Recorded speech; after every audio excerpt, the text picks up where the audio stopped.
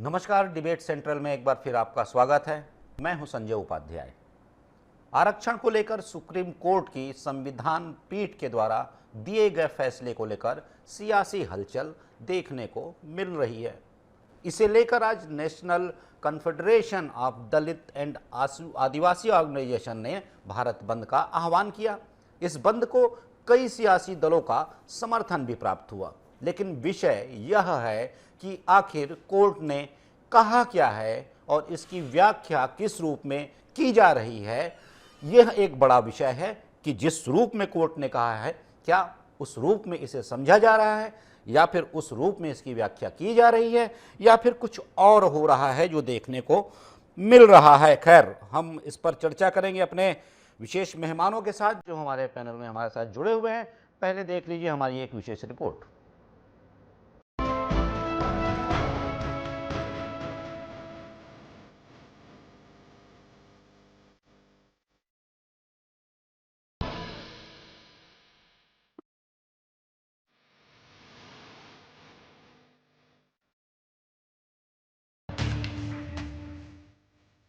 दरअसल supreme court में लंबे समय से नौकरियों में आरक्षण देने के लिए एससी एसटी वर्ग को सब कैटेगरी में रिजर्वेशन दिए जाने की मांग का मामला लंबित चल रहा था, जिसके बाद सुप्रीम कोर्ट ने 1 अगस्त को बड़ा फैसला सुनाया।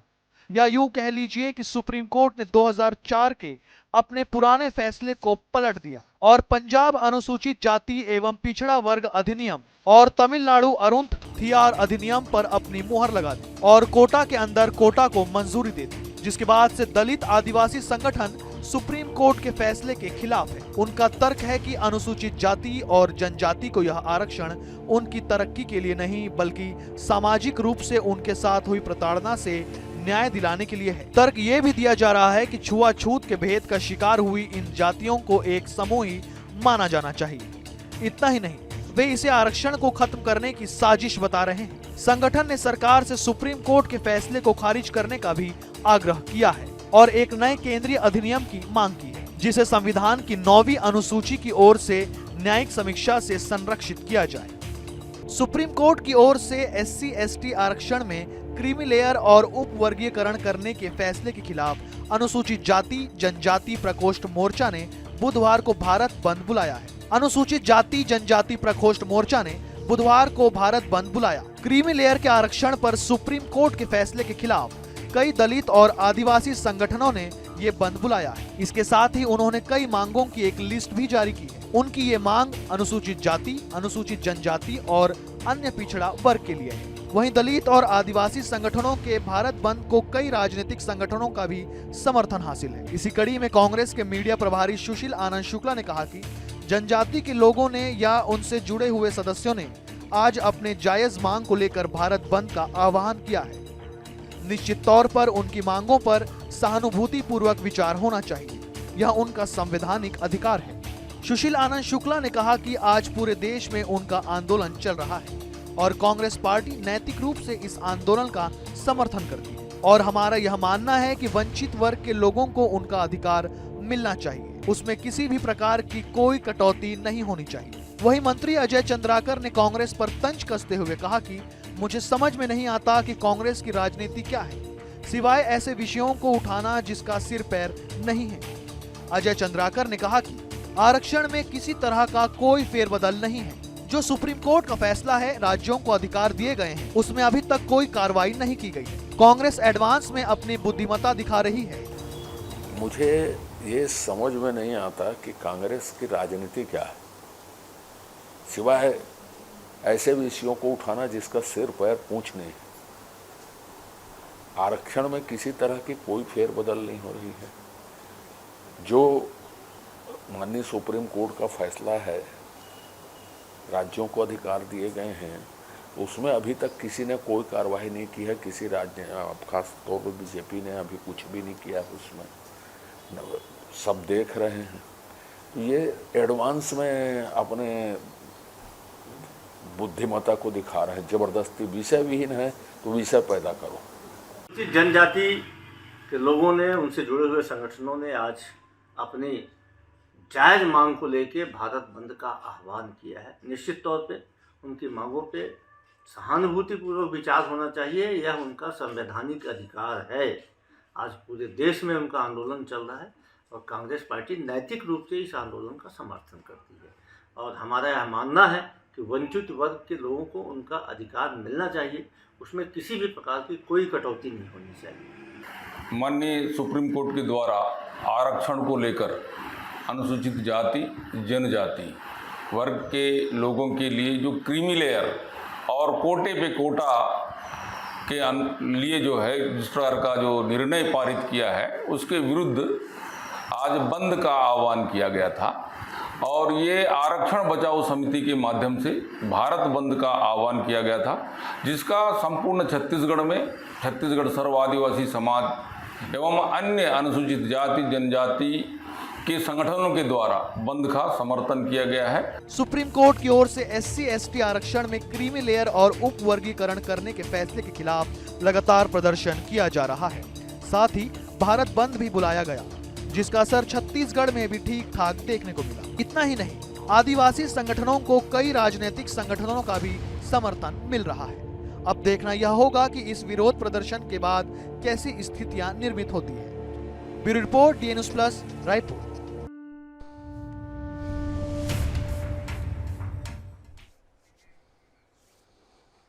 तो विषय यही है कि देखना यही होगा कि आगे इस पूरे मुद्दे पर, इस पूरे विषय पर होता क्या है। हमारे साथ चर्चा के लिए मेहमानों का एक विशेष पैनल जुड़ा हुआ है, जिनसे आपका परिचय मैं करवा दूं। निशिकांत पांडे जी हैं, प्रवक्ता हैं भारतीय जनता पार्टी के। निशिकांत जी, आपका स्वागत है। धन्यवाद। संदीप दुबे जी हैं, कांग्रेस के प्रवक्ता हैं। संदीप जी, आपका भी स्वागत है। और साथ ही साथ के शर्मा जी हमारे साथ जुड़े हुए हैं, वरिष्ठ पत्रकार हैं, आपका भी बहुत बहुत स्वागत है। देखिए, मैं विषय की शुरुआत करूं, चर्चा की शुरुआत करूं, उसके पहले आप लोगों से एक अनुरोध कर लेता हूं कि कोर्ट का विषय है, सुप्रीम कोर्ट का मामला है। सुप्रीम कोर्ट ने जो फैसला दिया है उस फैसले पर चर्चा हो रही है, उस पर विमर्श हो रहा है। विमर्श के बाद कोई कुछ समझ रहा है, कोई कहीं से कुछ निकाल रहा है। जिस तरीके से समझ रहा है वो विषय डोमेन पर आ रहा है, उस पर बातें हो रही हैं। आप सभी से मेरा अनुरोध है कि इस पूरी चर्चा के दौरान, क्योंकि विषय गंभीर है और चूंकि मामला भी कोर्ट का है, तो आप सभी संयम मर्यादा बनाए रखिए, गरिमा बनाए रखिए और चर्चा की सार्थकता कैसे सुनिश्चित हो, इस विषय का भी विशेष ध्यान रखिए। यही अनुरोध है, यही आग्रह है आपसे मेरा। तो चर्चा की हम शुरुआत कर लेते हैं। देखिए, आज जो बंद बुलवाया गया था, national confederation of Dalit and Adivasi organisation, इन्होंने ही बंद बुलवाया था। और बंद को लेकर जो मोटी मोटी जो बातें थी वो ये थी कि भाई संविधान पीठ का जो फैसला आया है 6-1 से 1 अगस्त तो उसमें ये कहा गया है कि सरकार को क्रीमी लेयर लागू करने की अनुमति नहीं देनी चाहिए। फिर उसके बाद वर्गीकरण बंद किया जाना चाहिए, वर्ग के भीतर वर्गीकरण बंद किया जाना चाहिए, पूरी एक जाति को एक समूह मानना चाहिए, इसमें किसी प्रकार का विरोध ठीक नहीं है। उसके साथ ही साथ अपनी अलग कुछ मांगे भी रखी हैं। लेकिन मैं ये देख रहा था, कुछ जो सूचनाएं अलग अलग माध्यमों से मैं पढ़ रहा था, सुन रहा था, तो मैंने ये पाया कि पंजाब में जालंधर में वाल्मीकि समाज के लोगों ने इस विरोध का विरोध किया। इस फैसले का जो विरोध हो रहा था, तो जालंधर में वाल्मीकि समाज के लोगों ने इस विरोध का विरोध किया और कहा कि सुप्रीम कोर्ट का फैसला सही है। और जालंधर में वहाँ पर स्थानीय स्तर पर और बड़े स्तर पर लड्डू भी बांटे गए सुप्रीम कोर्ट के फैसले पर। तो एक अलग अलग विषय है। कुल मिलाकर मैं ये समझता हूँ कि पहले जो फैसला आया है सामाजिक दल के नेताओं को, नेता इसलिए कह रहा हूँ क्योंकि नेता ही समझा पाते हैं, बाकी समाज के भीतर बैठे लोगों को नेता की बात ही ठीक से समझ में आती है। लोगों को वो जैसा जो समझाना चाहें उस तरीके से समझाकर चले जाते हैं, समझा ले जाते हैं लोगों को। तो उनको समझाना चाहिए कि भाई ये फैसला क्या है, इससे क्या नुकसान हो सकता है, इससे क्या फ़ायदा हो सकता है। कोर्ट ने जो कुछ विशेष टिप्पणियां की उसमें ये कहा कि किसी भी एक जाति के भीतर, उस जाति के भीतर किसी भी एक, मान लीजिए एक वर्ग है अनुसूचित जाति, उसके भीतर एक ही जाति को 100% आरक्षण ना मिले, बल्कि ये बांट दिया जाए। और भी जो उस जाति के अंदर और जो अलग अलग जातियां हैं, मतलब उस जाति के भीतर और भी जो सरनेम मान लीजिए अलग अलग हैं, उनके बीच इसका व्यवस्थित बंटवारा हो, तर्कसंगत बंटवारा हो। ये तमाम विषय हैं, आप विद्वजन ये सब आप परिचित होंगे इन सब बातों से। आपसे मैं शुरुआत कर लेता हूं संदीप जी, जैसा कि अजय चंद्राकर जी पूछ रहे हैं कि विषय विहीन है, विषय पैदा करो, वो कह रहे हैं। दूसरी बात, आपके नेता कह रहे हैं वंचित वर्ग को उसका अधिकार मिलना चाहिए। तो सर, जैसा मैं समझा हूं, मेरा ज्ञानवर्धन कीजिएगा, कि सुप्रीम कोर्ट ने भी तो यही कहा है कि वंचितों तक इसे पहुंचाइए। मतलब मैं जो समझाऊं, हो सकता है कि मेरी बुद्धि थोड़ी कम हो, ज्ञानवर्धन कीजिएगा थोड़ा संदीप जी। मैं अभी आपको जो सुप्रीम कोर्ट के जजमेंट हुए हैं जी, मेरी आवाज इको हो रही है सर। हाँ, इको आवाज नहीं, ठीक नहीं। कीजिए संदीप जी की। जी कहिए। मैं जजमेंट के बारे में बताना चाहूंगा कि तमिलनाडु, हरियाणा और पंजाब जी ने आसपास ही समय में अपने अपने स्टेट में, क्योंकि आर्टिकल 341 और 342 जो है वो एससी और एसटी को आरक्षण देने के लिए है। इन दैट स्टेट, मीनिंग कि उस स्टेट के जो एससी एसटी होंगे, जी जैसे तमिलनाडु का एससी एसटी को छत्तीसगढ़ में लाभ नहीं मिल सकता, केंद्र से भले ही छत्तीसगढ़ नौकरी पा सकता है, ये क्लियर है। ये तीनों स्टेट ने अलग अलग प्रकार का अपने तरह नियम बनाया, उस नियम में ए और बी श्रेणी में बांटा। उनका यह मानना था कि कुछ जाति, जैसे हम यहाँ पे जैसे राष्ट्रपति गोद लिए वाले एक जाति होती है सरगुजा में, कुछ विशेष जाति है, उसको छत्तीसगढ़ सरकार उनको आरक्षण देती है, उसके लिए विशेष अभियान चला के नौकरी। पहाड़ी कोरवा की बात कर रहे हैं आप? जी हाँ, पहाड़ी कोरवा जी, वो भी आदिवासी हैं, लेकिन वो सब कैटेगरी में है। आप मेरी बात समझिए। बिल्कुल। तो ये देते आई है, उसके लिए ठीक है, सर्कुलर गवर्नमेंट ने निकाला, छत्तीसगढ़ ने नियम नहीं बनाया। पंजाब, हरियाणा और तमिलनाडु में इन्होंने रूल्स बनाए, और पंजाब वाला केस को तो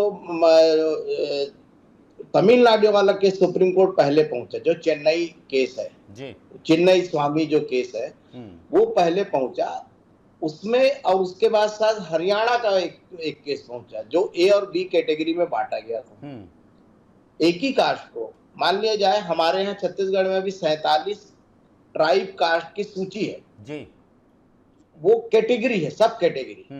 मतलब एक हो गया कैटेगरी, उसके भीतर की, हाँ जी, हाँ, उसके सब कैटेगरी है। ठीक है, सर्विस निकलता है तो 30 पोस्ट एसटी लिख देते हैं जी, तो उसमें सारे लोग भरते हैं और उनको नौकरी जिनको मिलना होगा मेरिट के आधार पे मिलता है जी। तीनों स्टेट ने ये माना कि कुछ सब कैटेगरी के लोग ऐसे हैं जो लोग कभी मतलब स्कूल भी नहीं जाना चाहते, जो लोग जो है नौकरी भी नहीं करना चाहते। देखिए, ऐसा नहीं है, कई ऐसे हैं हमारे प्रदेश में भी जो कपड़े भी नहीं पहनना चाहते, सिर्फ एक कपड़े में रहना चाहते हैं, तीर धनुष में रहना चाहते हैं। तो ये उन्होंने उसको निकालने के लिए आरक्षण दिया, जिसको अल्टीमेटली सुप्रीम कोर्ट ने कहा कि आर्टिकल 14 का वायलेशन है, डिस्क्रिमिनेशन है, आप कास्ट में सब कास्ट नहीं कर सकते। पंजाब हाई कोर्ट ने उस सुप्रीम कोर्ट के 2004 का था जब सुप्रीम कोर्ट ने कहा था, 2004 में कहा था कास्ट में आप सब कास्ट नहीं कर सकते। यस जी। उसके बाद जो है केस लार्जर बेंच को जब रिफर हुआ, क्योंकि 2 कॉन्फ्लिक्ट जजमेंट आ गए, हरियाणा का भी सुप्रीम कोर्ट में और इंदिरा साहनी के जजमेंट में भी आ गया, और ये जो चेन्नई स्वामी वाला जो केस है, उस जजमेंट में विरोधाभास आ गया थोड़ा सा कि हो सकता है कि नहीं हो सकता, तो इसको रिफर कर दिया गया लार्जर बेंच को। तो इसलिए कॉन्स्टिट्यूशन बेंच बनी, 7 जजों का बेंच। संजीव जी थोड़ा ये बताइएगा, आपने अच्छी बातें बताई, ज्ञानवर्धन किया, थोड़ा सा ये बताइएगा, अब थोड़ा इसका राजनीतिक पहलू ये बताइए कि आप इस बंद का समर्थन कर रहे हैं, इस प्रकार की बातों का आप समर्थन कर रहे हैं, इसका मतलब ये है कि आप साथ हैं, इसका मतलब आप देख रहे हैं कि इनको किसी प्रकार का नुकसान हो रहा है, जो आंदोलन करने निकले हैं तो नुकसान हो रहा है, तो क्या पाते हैं, किस प्रकार का नुकसान इनको हो रहा है? देखिए, मैं इसमें और कांग्रेस का स्टैंड भी यही होगा कि सेंट्रल गवर्नमेंट को आके क्लेरिफिकेशन करना चाहिए। 9 अगस्त को क्लेरिफिकेशन आ गया। 9 अगस्त को प्रधानमंत्री नरेंद्र मोदी ने कहा है, 9 अगस्त को कहा, 1 अगस्त का फैसला है, 9 अगस्त को कहा है कि मोदी जी ने कहा है, प्रधानमंत्री ने, अनुसूचित जाति में क्रीमी लेयर लागू नहीं किया जाएगा। देखिए, आपको पहली बात समझना पड़ेगा कि ये आंदोलन नेशनल फेडरेशन जो SC ST है उन्होंने करा है जी। कांग्रेस उसको सिंपल उनके आंदोलन में एक समर्थन दिया है। नहीं सर, वही पूछ रहा हूँ, समर्थन मतलब आपने देखा होगा कि इनका आंदोलन जायज है, इनको कुछ नुकसान हो रहा है, ये इनके अधिकारों का हनन हो रहा है, तब पार्टी खड़ी हुई कि भाई हम आपके साथ हैं। तो कैसा हनन हो रहा है, मैं ये आपसे जानना चाहता हूँ, क्योंकि आप विद्वान वकील भी, एडवोकेट भी बताना चाह रहा हूँ। आप मेरी बात पहले सुन लें, फिर आप उसमें जैसा ही कहिए। हमारा ये स्टैंड है कि गवर्नमेंट ने अभी UPSC में जो लेटरल भर्ती निकाली, जो 2018 से चल रहा था, रद्द कर दी उसको, 45 पदों पर रिक्तियां रद्द हो गया, उसको रद्द कर दिया। लेकिन जो प्रदेश में माहौल हुआ, हर पार्टी ने इसका विरोध किया, उसके कारण जो इस बीच में जजमेंट अभी जो आया, तो जो मैं समझता हूं जो SC ST के लीडर्स हैं, इनको समझाने की जिम्मेदारी है, चाहे कांग्रेस हो भाजपा हो, इनकी भी नैतिक जिम्मेदारी है कि आरक्षण के विषय में कोई भी बात ऐसी ना की जाए जिससे आंदोलन भड़क जाए। लेकिन अब चूंकि केंद्र में भाजपा की सरकार है, उनको इसको क्लियर कट समझाना चाहिए। 2018 में इन्होंने जो लेटरल भर्ती के लिए अमेंडमेंट किया, उसको खत्म करना चाहिए। इन्होंने UPSC का सर, जो लेटरल एंट्री जो मैं देख रहा हूँ, ये लेटरल एंट्री जो है, ये इसकी शुरुआत जो होती है 2005 में एडमिनिस्ट्रेटिव रिफॉर्म कमीशन बना था, इसने इस लेटरल एंट्री मतलब एक प्रकार की हुई थी, वीरप्पा मोइली इसके अध्यक्ष हुआ करते थे। प्रशासनिक सुधार आयोग 1966 का है, मोरारजी देसाई इस समय इसके अध्यक्ष हुआ करते थे। मुख्य आर्थिक सलाहकार की लेटरल एंट्री तो हमेशा लेटरल एंट्री के ही थ्रू होती थी, जो आर्थिक मुख्य सलाहकार हुआ करते थे, या फिर सरकारें जो सलाहकार रखती हैं, जो IAS लेवल के होते हैं या कभी कैबिनेट के दर्जे के होते हैं, वो लेटरल एंट्री से ही आते हैं। और उसके बाद हम ये देखते हैं कि ये आगे चलकर और व्यापक हो जाता है। 1976 में जब मनमोहन सिंह बनाए जाते हैं लेटरल एंट्री के माध्यम से फाइनेंस सेक्रेटरी, तो ये सर लंबी प्रक्रिया चली आ रही है। 2018 में बाकायदा ये जो चला आ रहा था, आप कहिए कि बिहाइंड द एनीथिंग, उसको कहा गया कि ठीक है, लेटरल एंट्री से भी आप नए IAS जो बनते हैं, वरिष्ठ IAS जो बनते हैं, इनके बीच विशेषज्ञों की ज़रूरत है, तो इन्हें आप ले आइए। ठीक है, रिजर्वेशन का मुद्दा जब इस पे आया, आप जिसकी बात कर रहे हैं, तब सरकार ने अभी शायद समझा होगा कि भाई 45 पद तो हमने निकाले हैं, लेकिन चलिए वापस ले लेते हैं, क्योंकि इस पर विवाद की स्थिति ना बने। ये कुल मिलाकर बात हुई।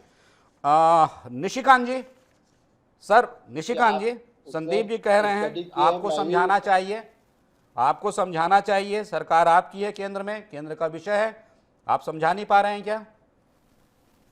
संदीप जी, आपको, संदीप जी को, शर्मा जी को नमस्कार जी। देखिए, हमारे जो संदीप जी जो हैं काफी वरिष्ठ भी हैं, जानकार भी हैं, चीजों को एलोबरेट भी कर रहे हैं, लेकिन थोड़ा सा हाइड एंड सीक करके प्ले कर।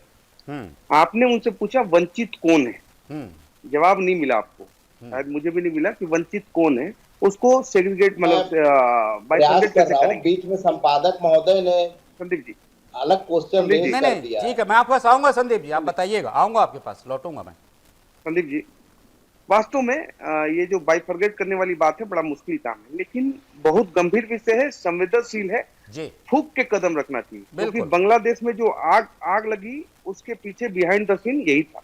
तो विषय ये है कि जो SC ST वर्ग है, उसके सर्वांगीण विकास के लिए जो शोषित, पीड़ित, वंचित लगातार कांग्रेस पार्टी पिछले 1 दशक से उठा रही है, मात्र 1 दशक से शोषित, पीड़ित, वंचित ये वर्ग है। 7 दशक इनकी सरकार थी। इनकी सरकार जब थी तो ये शोषित, पीड़ित, वंचित नहीं थे, ये कलेक्टर थे, SP थे, IAS थे। विषय ये है कि जब आपको सत्ता मिली, आपने संविधान के अनुरूप अपना मनसा स्पष्ट करते हुए काम करने का संकल्प लिया, तो आज 78 वर्ष बाद, मात्र 78 वर्ष, मतलब हम लोग कितने आगे आ गए हैं, 78 वर्ष बाद भी हम क्या बात कर रहे हैं कि एक वर्ग जो है अभी भी मतलब शिक्षा भी प्राप्त नहीं कर पाया। मतलब जब तक हम उनको शिक्षा नहीं देंगे, तब तक उस वर्ग को हम अपर हैंड में लाएंगे कैसे? वास्तव में प्लेटफॉर्म बराबर क्या, उनसे ऊपर देना पड़ेगा उनको। उनके सर्वांगीण विकास के लिए सरकार को ध्येय में रख के, बिना बंटवारा किए, उनको वास्तव में एक ऐसा समय दीजिए कि वो उस प्लेटफॉर्म से उठ के ऊपर आए और खुद आके कहें कि अब हम उस लेवल पे आ गए हैं, हम आए। लेकिन वास्तव में आज की स्थिति ऐसी है कि अभी भी हमको ये तय करना मुश्किल है कि वंचित कौन है और क्यों। कौन है ये तो ठीक है, क्यों रह गया आज तक वंचित, इसकी भी चर्चा करनी चाहिए। जिसे ये संजय जी कि आंदोलन हो रहा है, आंदोलन के समक्ष आपने समर्थन दे दिया किसको, जो आंदोलन कर रहे हैं।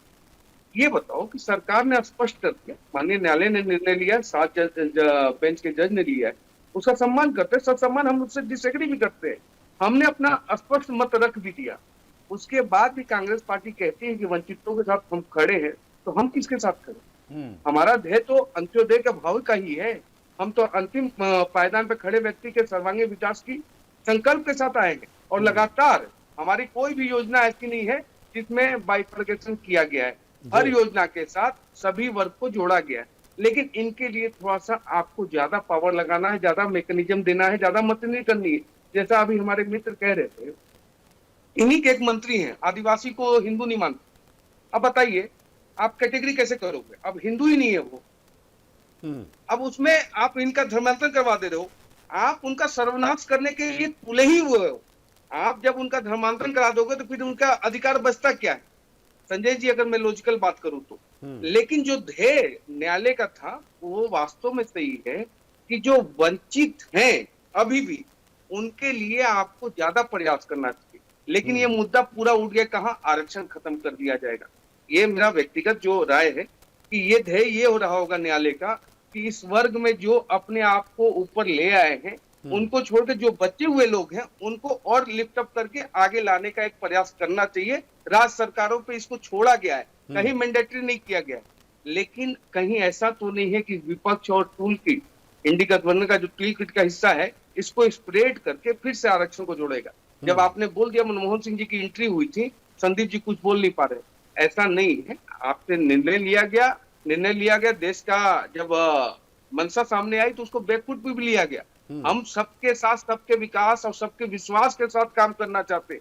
हम ऐसा नहीं है कोई डिक्टेटरशिप चलाना चाहते, लेकिन आप अगर इस टूल किट को फैलाओगे तो बांग्लादेश की स्थिति आपके समक्ष संदीप दुबे जी, और यहाँ पे हम भी हैं, आप भी हैं और सभी वर्ग रहते हैं। तो हमारा कर्तव्य है कि उनको आगे लाने के लिए एक प्लेटफॉर्म दिया जाए, उनमें विश्वास जनरेट किया जाए। विश्वास की कमी के कारण शिक्षा से वो जुड़ नहीं पाए। क्या कारण था?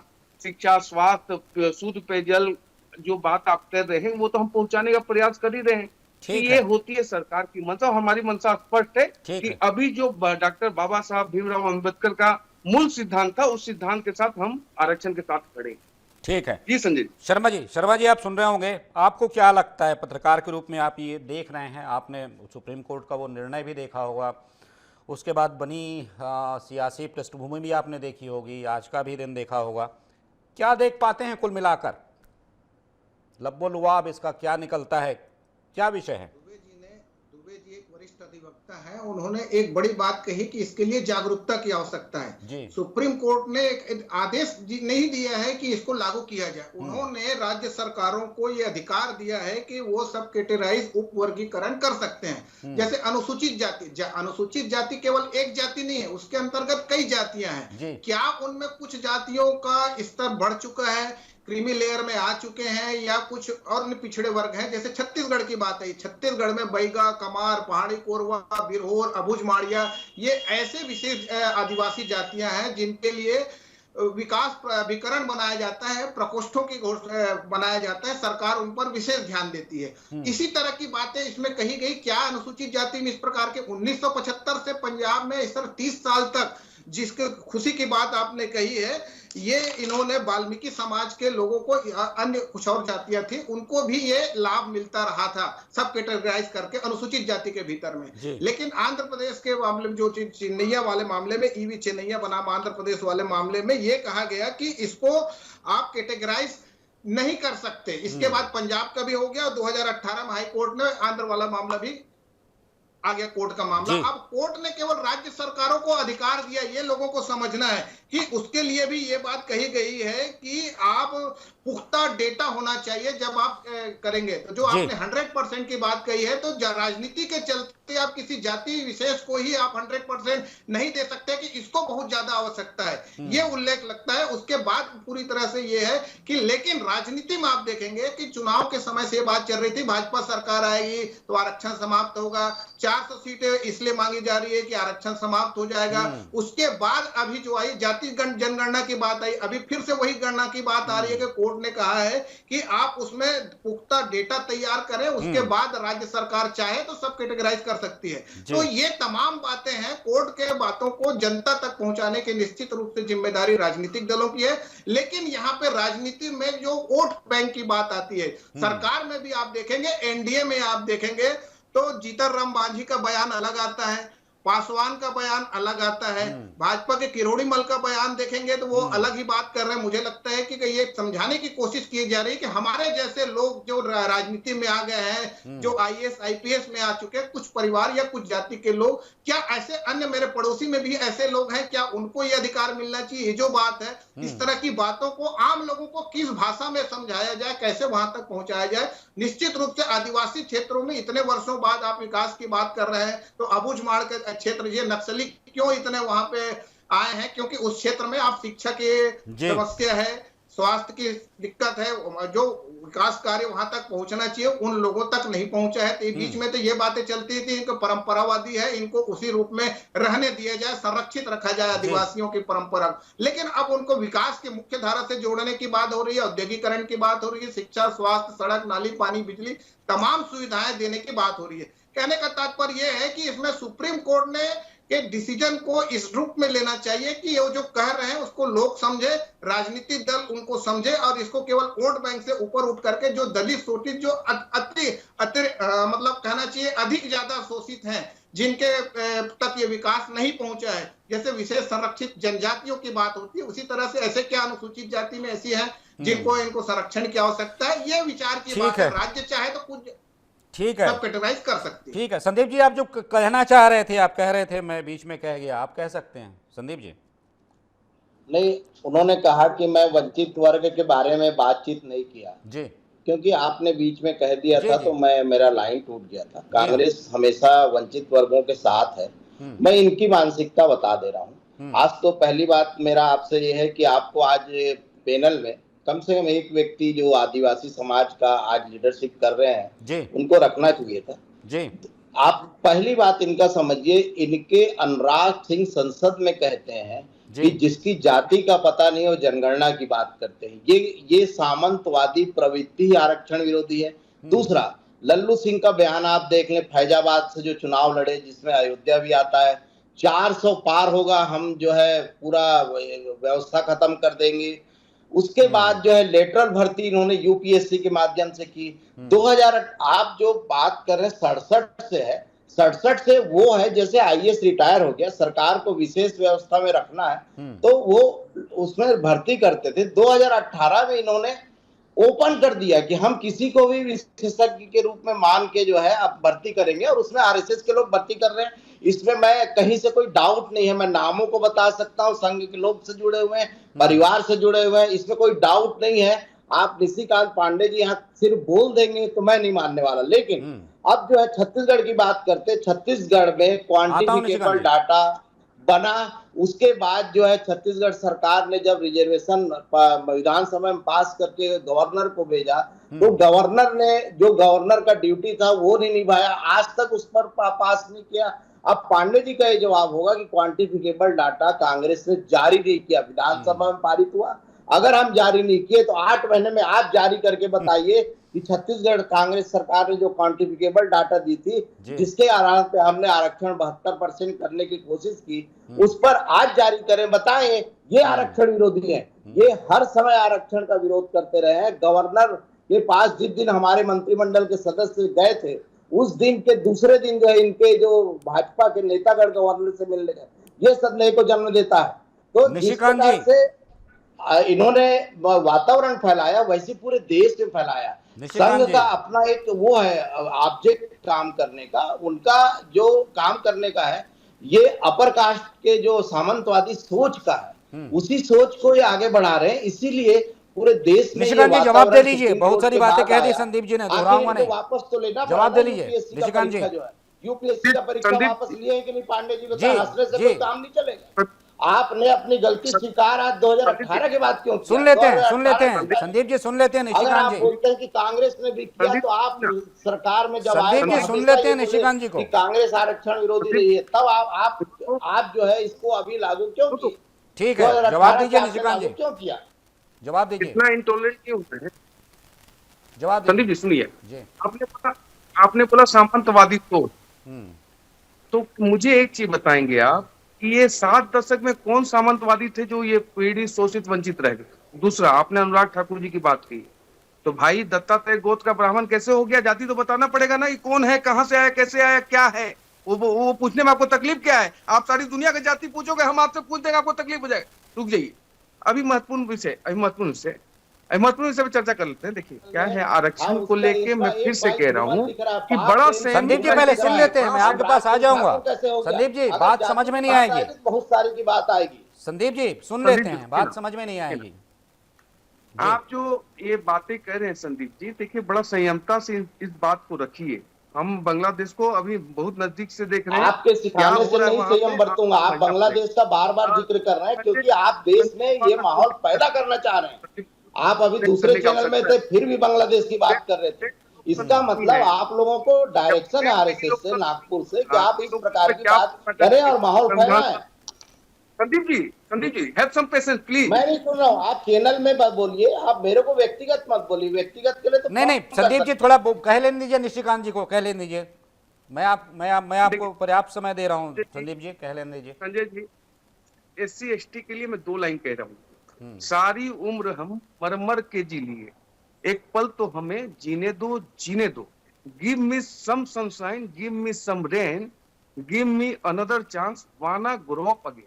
7 दशक तक आप नहीं कर पाए, लेकिन आप उसकी कुंठा इधर मत निकालिए। आप आइए, हमारे साथ सहयोग कीजिए और पूरे सिस्टम को, पक्ष विपक्ष को मिल के इनको ग्रो करना है, ऐसा कल्पना मत रखिए। दूसरा, अनुराग ठाकुर जी की आपने बात कही, नेहरू जी का कोट कर दूंगा तो आप यहाँ पे एकदम बिल्कुल दुखी हो जाएंगे। राजीव जी का कोट कर दूंगा, आप दुखी हो जाएंगे। आप मनसा पहले पढ़िए तो अपने नेताओं का। करेंगे कोट, क्योंकि आपकी जो घृणित मानसिकता है वो हर समय निकलती है। संसद में जब निकलती है तो चैनल में तो निकल ही सकती है। मैं वीर सावरकर का बात कर सकता हूँ और आपके जितने श्यामा प्रसाद मुखर्जी की बात कर सकता हूँ, बहुत से लोगों की बात कर सकता हूँ, मैं नरेंद्र मोदी की बात कर सकता हूँ जो अपनी पत्नी को छोड़। संदीप जी, निशिकांत जी, संदीप जी, सर ऐसे में आपकी बात ही समझ में नहीं आएगी। संदीप जी, आप जिस लिए बैठे हैं, जिस चर्चा को लोग सुनना चाहते हैं, समझ ही नहीं पाएंगे। संदीप जी, आपको मैं बार बार कह रहा हूं, आपसे मैं कहता हूं डिबेट का टाइम बढ़ा दूंगा, मैं आपको समय दूंगा सर। आपके तो नेता ये कहते हैं गांधी जी को गांधी फिल्म के बाद जाना गया। आपके नेता कहते हैं कि मैं ईद में बगल वाले मुस्लिम के घर जाता था। एक तरफ बोलते हैं कि मुस्लिम का आरक्षण समाप्त कर देंगे। आप पांडे जी क्या बात कर रहे हैं? आप कहां से बात को कहां ले जा रहे हैं? अगर बात निकलेगी तो बहुत लंबा उसमें चैनल में चलेगा। डेकोरम कम से कम आपको लर्न करके आना चाहिए। ऐसा नहीं कर सकते आप संदीप जी, प्लीज। आप डिबेट को हाईजैक कर रहे हो। No need to do this. हाँ संजय जी, मैं ये कह रहा हूं कि देखिए, आरक्षण के विषय पे हमारा स्पष्ट मानना है कि अभी भी इनको सहयोग देके, ताकत देके समृद्ध करने की आवश्यकता है और इनके लिए हम लगातार प्रयासरत हैं और हमारी कोई मंशा नहीं है वर्गीकरण करने की। पहली बात, जो वंचित हैं वो क्यों हैं, इसका चिंतन कांग्रेस पार्टी करे। हमको तो उनको आगे लेके जो विश्व में भारत को मजबूत करना है, बिना इनको साथ लिए संभव नहीं हो सकता। और जो मैंने 2 लाइन की, स्पष्ट इनके साथ जुड़ती है लाइन, और उसी के कारण इनको ग्रो करना है तो इनको पानी भी देना है, धूप भी देना है, छांव भी देना है। उसके लिए हम संकल्पित हैं और आगे इनके लिए लगातार काम करते रहेंगे। जी संजय जी, ठीक है। के शर्मा जी कंक्लूड कीजिएगा सर। वैसे भी हम आगे निकल चुके हैं क्योंकि प्रवक्तागण इसमें 2 ही लाइन बात है जी शर्मा जी। यदि बात करेंगे तो आरक्षण समाप्त करने की बात नहीं हो रही है और केंद्र सरकार ने स्पष्ट कर दिया है फिलहाल वर्गीकरण नहीं करेंगे। और वर्गीकरण की बात आई थी पंजाब से, जहां इंडिया गठबंधन में शामिल आप पार्टी की सरकार है और वहां पे वाल्मीकि समाज जिस तरह से विरोध कर रहे हैं, तो ऐसी स्थिति में जो वर्गीकरण की बात है, पंजाब में क्या रुख अपनाता है और राज्य सरकारें इसको लेकर के क्या इन वर्गों में कोई ऐसा वर्ग है जो छूट गया है, अति पिछड़ा है, उनको आगे लाने। आपको ऐसा लगता है शर्मा जी कि इन वर्गों के भीतर से भी आवाज आ सकती है, जैसा कि एक समाज सामने आया, वाल्मीकि समाज की बात कर रहे हैं? इनमें जागरूकता की आवश्यकता है। जैसे पहले कहा ना, कई लोग नौकरी की बात करने में नहीं आते, शिक्षा को लेकर है। जब तक शिक्षित होते जाएंगे, जागरूकता आती जाएगी, तो इन वर्ग में भी निश्चित रूप से आवाज आएगी कि हमारे जो आरक्षण का लाभ है कुछ वर्गों तक ही मिला है, कुछ जातियों तक सीमित है या कुछ परिवारों तक सीमित है, इसका लाभ हमको मिलना चाहिए। तब जाके राजनीतिक दल जो वोट बैंक की राजनीति से ऊपर उठ करके इनकी ओर ध्यान देंगे, मुझे ऐसा लगता है। जी ठीक है, तो चूंकि समय की बाध्यता है सर, हम समय से थोड़ा आगे भी निकल चुके हैं। आप सभी चर्चा में शामिल हुए, निशिकांत जी बहुत बहुत धन्यवाद, संदीप जी बहुत बहुत धन्यवाद, साथ ही साथ के शर्मा जी आपका भी बहुत बहुत धन्यवाद इस चर्चा में शामिल होने के लिए। तो जैसा हम सभी चर्चा कर रहे थे, और चर्चा देखिए ये चर्चा अभी चलती रहेगी, क्योंकि इससे अभी जो भी आना है, जो भी निकलना है, जो भी बातें होनी हैं, वो कहाँ तक जाती हैं वो एक विषय है। लेकिन कुल मिलाकर ये है कि जो हम देख रहे हैं कि कोर्ट के इस एक फैसले के बाद, जिसमें उन्होंने ये एक कहा जा सकता है कि राज्य सरकारों को अधिकार दिया है, उसे लेकर अब बातें हो रही हैं, तरह तरह की चर्चाएं हो रही हैं। मैंने जैसा शुरुआत में ही कहा है कि जो जितना समझ पा रहा है उतनी बातें बता रहा है, लेकिन ज़रूरत है इस पर व्यापक विमर्श की और व्यापक चर्चा की, ताकि सचमुच में इसका वास्तविक स्वरूप क्या है, इसका वास्तविक मूल्य क्या है, उसे समझा जा सके। आज की चर्चा में सिर्फ इतना ही, किसी महत्वपूर्ण विषय पर फिर मिलेंगे, तब तक के लिए दीजिए आज्ञा, नमस्कार।